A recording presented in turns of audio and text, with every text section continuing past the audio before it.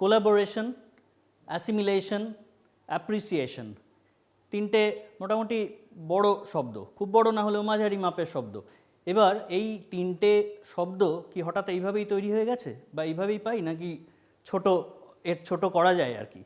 তো আমরা দেখেছি যে কিছু শব্দ আছে যেগুলোকে আমরা আরেকটু ছোট করতে পারি, সেখান থেকে ওয়ার্ড তৈরি হয়, নতুন শব্দ তৈরি হয় এইভাবে।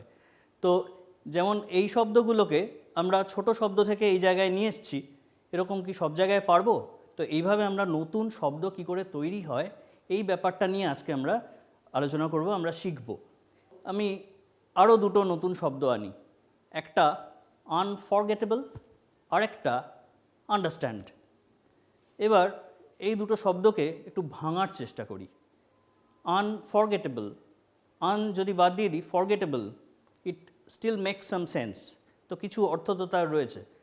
নাও হোয়াট অ্যাবাউট আন্ডারস্ট্যান্ড?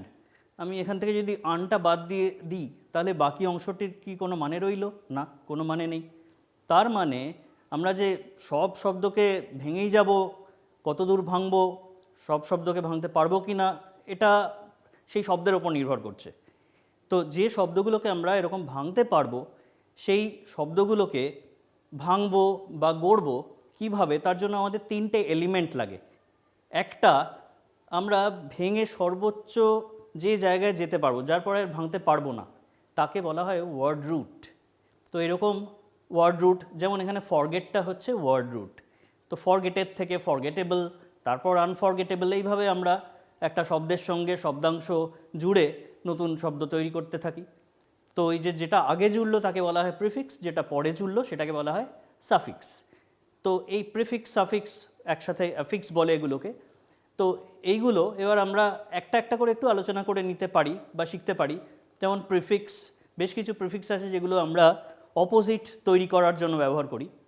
যে বেশ কিছু সাফিক্স আছে যেগুলো আমরা মূলত ওয়ার্ডের ফর্ম চেঞ্জ করার জন্য ব্যবহার করি। যেগুলো আগে আছে একটু বলে নিই। সবচেয়ে কমন হচ্ছে আন, তারপরে ইন, ইম। শুধু ওইটুকু অংশ বললে এর কোনো মানে থাকে না, কিন্তু তার সঙ্গে আমরা যখন একটা শব্দ জুড়ে দেব তখন অর্থপূর্ণ হবে।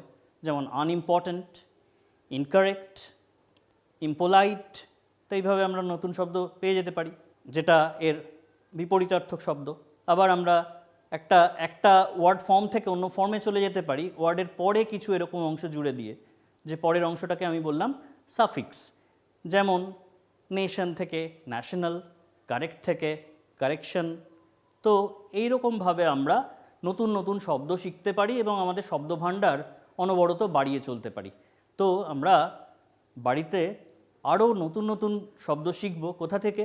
আমাদের পড়ার বই থেকে শিখব, আমাদের ডিকশনারির সাহায্য নেব, এছাড়া নিউজ পেপার আছে যেটা অনবরত আমাদের সাহায্য করতে পারে। যে কোনো জায়গা থেকে আমরা এরকম নতুন শব্দ নিয়ে আমাদের সংগ্রহ বাড়িয়ে যাব।